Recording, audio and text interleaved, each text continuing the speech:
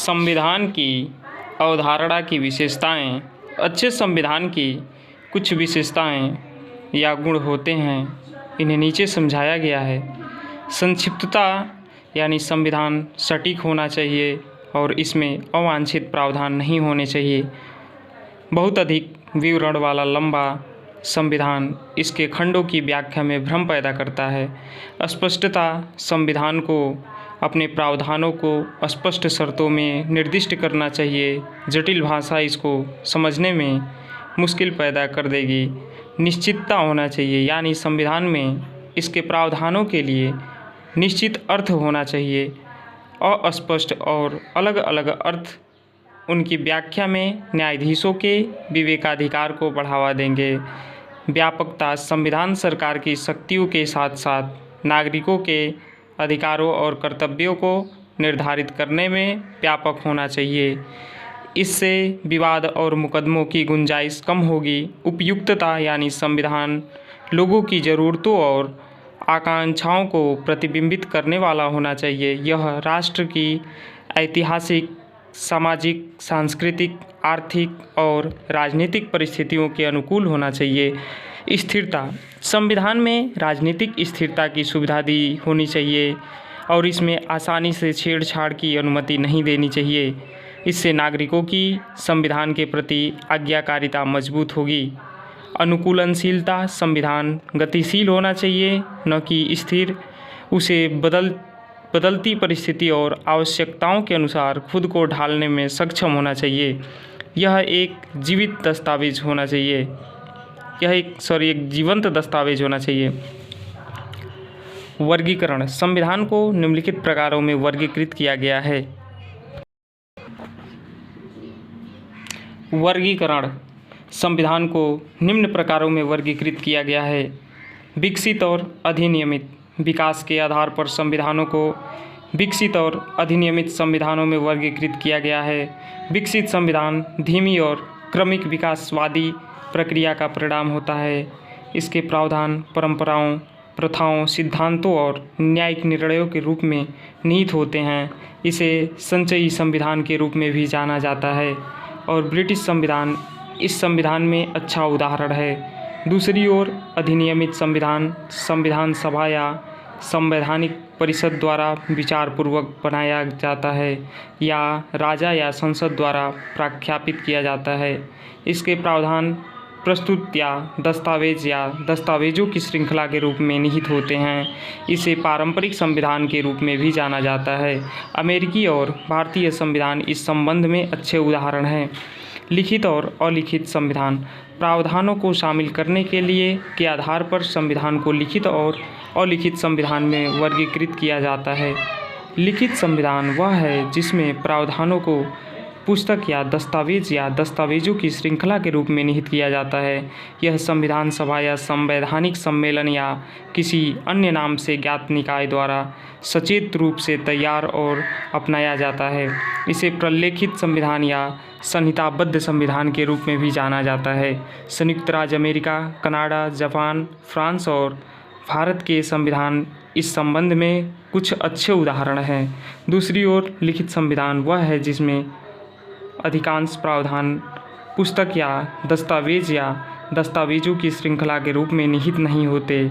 यह परंपराओं, प्रथाओं, सिद्धांतों, चार्टर्स, विधियों और न्यायिक निर्णयों के रूप में होता है। यह ऐतिहासिक विकास का उत्पाद होता है और किसी निकाय द्वारा विचारपूर्वक तैयार नहीं किया जाता। इसे गैर प्रलेखित संविधान या असंहिताबद्ध संविधान के रूप में भी जाना जाता है। यूनाइटेड किंगडम, न्यूजीलैंड और इजराइल के संविधान इस संबंध में अच्छे उदाहरण हैं। लिखित संविधान और अलिखित संविधान के बीच का अंतर वही है जो विकसित संविधान और अधिनियमित संविधान के बीच है। अनम्य और लचीला, संशोधन की पद्धति के आधार पर संविधान को अनम्य और लचीले संविधान में वर्गीकृत किया गया है। यह वर्गीकरण लॉर्ड जेम्स ब्राइस द्वारा किया गया। अनम्य संविधान वह है जिसे सामान्य कानूनों की तरह संशोधित नहीं किया जा सकता। इसके संशोधन के लिए विशेष प्रक्रिया की आवश्यकता होती है। दूसरे शब्दों में, यह संवैधानिक कानून और सामान्य कानून के बीच अंतर करता है। दूसरी ओर लचीला संविधान वह है जिसे सामान्य कानून की तरह ही संशोधित किया जा सकता है। इसके संशोधन के लिए विशेष प्रक्रिया की आवश्यकता नहीं होती। दूसरे शब्दों में, यह संवैधानिक कानून और सामान्य कानून के बीच अंतर नहीं करता। लचीले संविधान को अपरिवर्तनीय संविधान के रूप में जाना जाता है। यूनाइटेड किंगडम और न्यूजीलैंड के संविधान इस संबंध में कुछ अच्छे उदाहरण हैं। अनम्य संविधान को अपरिवर्तनीय संविधान के रूप में भी जाना जाता है और संयुक्त राज्य अमेरिका, ऑस्ट्रेलिया और स्विट्जरलैंड के संविधान इस संबंध में कुछ उदाहरण हैं। भारत का संविधान न तो कठोर है और न ही लचीला, बल्कि दोनों का मिश्रण है। संघीय और एकात्मक। राष्ट्रीय सरकार और क्षेत्रीय सरकारों के बीच संबंधों की प्रकृति के आधार पर संविधान को संघीय और एकात्मक संविधानों में वर्गीकृत किया जाता है। संघीय संविधान वह है जो राष्ट्रीय सरकार और क्षेत्रीय सरकारों के बीच शक्तियों का विभाजन करता है।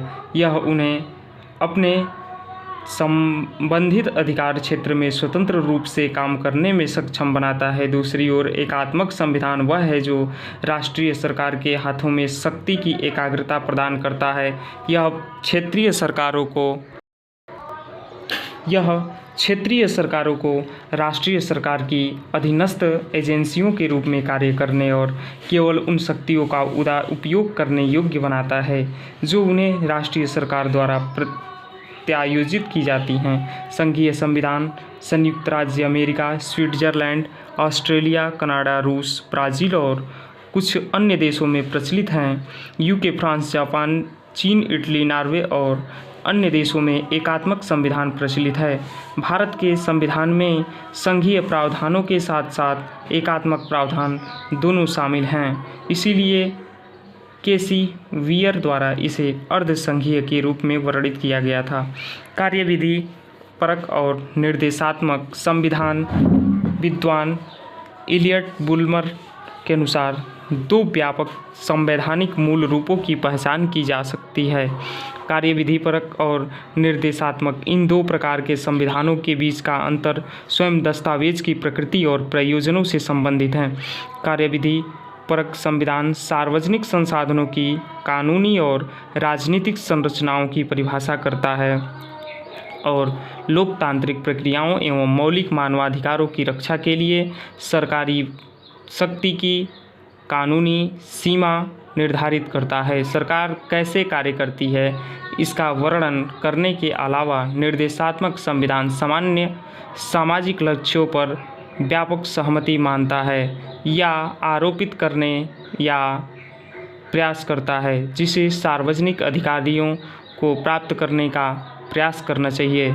संवैधानिक और असंवैधानिक सरकार। अर्थ संविधान और असंवैधानिक यानी संविधानवाद की अवधारणाएं एक दूसरे से घनिष्ठ रूप से जुड़ी हुई हैं, लेकिन उनके बीच कुछ अंतर, जैसे कि देश के पास संविधान हो सकता है लेकिन जरूरी नहीं कि संवैधानिकता हो। उदाहरण के लिए तानाशाही वाला देश, जहां तानाशाह का शब्द कानून होता है, संविधान वाला देश कहा जा सकता है, लेकिन संवैधानिक कानून नहीं। संवैधानिकता सत्ता के साथ सरकार की आवश्यकता को पहचानती है, लेकिन साथ ही इस बात पर जोर देती है कि उन शक्तियों पर सीमाएं लगाई जानी चाहिए।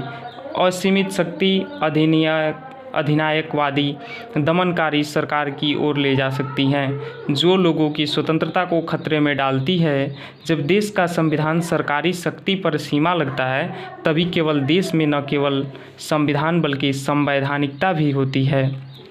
संवैधानिकता की अवधारणा संविधान द्वारा या उसके तहत शासित राजनीति है जो अनिवार्य रूप से सीमित सरकार और कानून के शासन को मनमाने निरंकुश सत्तावादी या अधिनायकवादी शासन के विपरीत मानती है। संवैधानिक अधिनायकवादी शासन के विपरीत मानती है। संवैधानिक सरकार अनिवार्य रूप से लोकतांत्रिक सरकार होनी चाहिए। किसी व्यक्ति या संस्था के हाथों में मनमानी शक्ति भले ही संवैधानिक दस्तावेज द्वारा प्रदान की गई हो, संवैधानिकता की अवधारणा का निषेध होती है। संवैधानिकता राजनीतिक व्यवस्था चाहती है जिसमें सरकार की शक्ति सीमित हो। यह सीमित और इस कारण से सभ्य सरकार की अवधारणा का दूसरा नाम है संविधान का वास्तविक औचित्य।